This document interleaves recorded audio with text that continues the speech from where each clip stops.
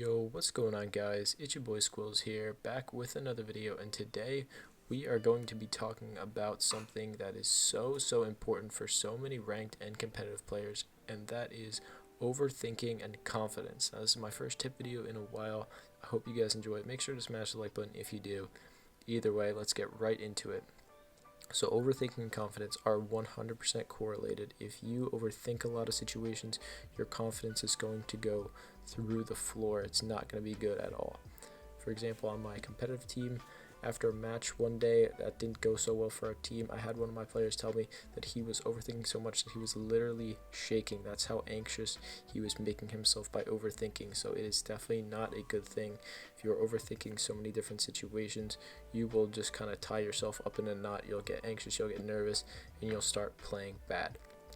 So the first tip I have to solve your overthinking is to just simplify the game. And the way that you do that is by identifying one goal that you have. So in a round, a lot of times, especially in competitive, your strats will be set up so that you have a job that you have to do. For example, I have a strat that I run with my team defending trophy statuary on Villa, where I have two roamers whose jobs are to hold down Aviator and to hold down Games Room. Now, if you were one of those players, you would say, okay, my job is to hold down this room. Let's say the Aviator player, for example. My job is to hold Aviator. I've been set up to hold Aviator. All I have to do is hold Aviator. Don't even think about, okay, what if they open my wall? What if my other roamer dies? What if they push up red stairs? You have to believe that you are a good enough player, that you have enough experience in the game, and I know all of you guys do watching this video. All of you guys are really good players. You have enough experience, and you have to trust that. Just identify your goal and know that you have the ability to accomplish it. And to help yourself accomplish it, I know this sounds cringe, but close your eyes before the round and visualize yourself accomplishing that goal. Visualize the other team pushing you and you reacting perfectly, killing all of them, and winning the round.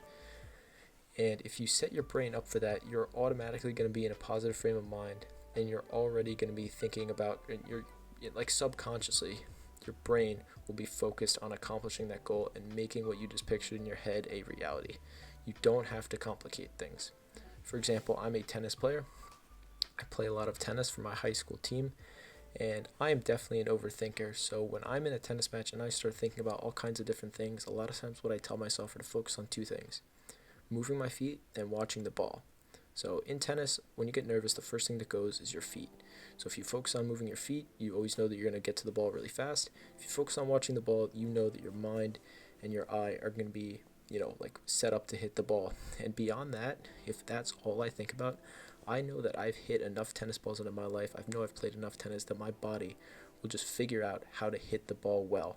And a lot of times that's all it takes for me to get back on track in a match and come back and win, because I trust in my experience that I know how to hit the ball and how to win points without really having to think about it that much. So just go back to the basics, focus on accomplishing your goal, and trust your experience and your instincts to get you through the rest. In addition to that, it's okay to make quick decision plays. If you kind of have an instinct that you think you can catch your opponent off guard by making an aggressive play, just go for it. A lot of people who overthink things get themselves to be scared, and a lot of times they end up just sitting back in a corner. Their opponent drones them, pinches them, and they kill them for free. And while sometimes it's not good to be just swinging like a monkey, you kind of need a good blend. And again, your instinct will be very good here. If you think that your opponent is leaving something, like they're making a mistake, they're leaving something unwatched, take advantage of it. This will almost always be better than just sitting in a corner and waiting for your opponent to pinch you and kill you. Especially on attack, like when you're on attack and you drone somebody and you just don't want to take action, you get yourself scared. A lot of times your attack is just going to stall out and you'll lose the round. So that's a lot of what I have to say on overconfidence. It really is just as simple as identifying a goal and just letting yourself and letting your instinct and letting your experience, which is pretty much your best asset in almost any skill at all, is your experience, letting yourself kind of figure it out from there, and it will be much better for you, trust me. So moving on to confidence. And the key to building your confidence is to treat it as the same as you would training anything else, and that's positive reinforcement. So when you make a good play, this is obviously what you want. Celebrate it. When I'm in a rank stack, A lot of times what I've started doing is literally just telling people how cool my play was. Even if it wasn't that cool, I'll play a couple clips here that you guys will get to watch.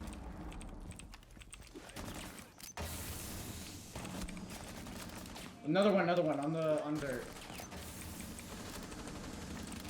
Flores. That's Thermite. Fuck. That's Buck. That's Flores dead. Service. I've case. Monster's garage. Oh my god. Yo, I'm so smart. I am so smart. I used my smokes so perfect there. I smoked a guy out from behind server, then killed him. The next guy came in, I smoked him out, forced him behind server, killed him. Oh my god. That's Blackbeard. Nice. Swung dead. Nice. Another one Ivy. That's one dead piano window. Nice. God, I'm clipping them. Who the fuck is this champ kid? I'm dogging on it. But, like, you know, hype yourself up. When you make a good play, that's a good thing. That's what you want. And if you want to keep replicating that, give yourself the praise that you deserve. And trust me, your confidence will go up. Now, on the flip side of that, if you make a bad play, just let it go. Try to take one thing about it. Like, let's say one thing you did wrong. And think about that.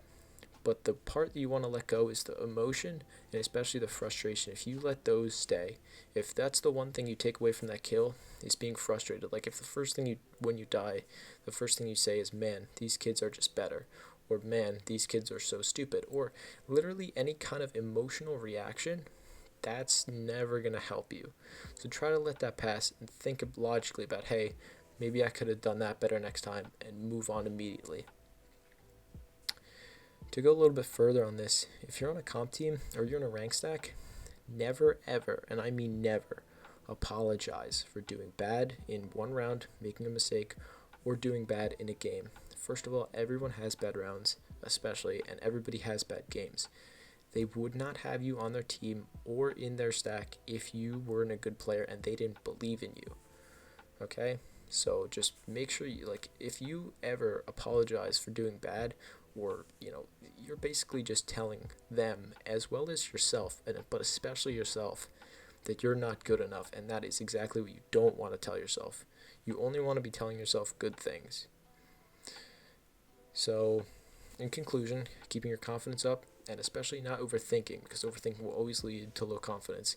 It's really important because this is how you reach what we call the flow state, where you're in the zone and your experience and instinct is what's taking over. That's the reason when you're in the flow or in the zone, it feels so effortless, because it is. You're letting your experience and your instinct take over, and you can just effortlessly keep up those good vibes that you want, and that's when you're always going to be playing your best.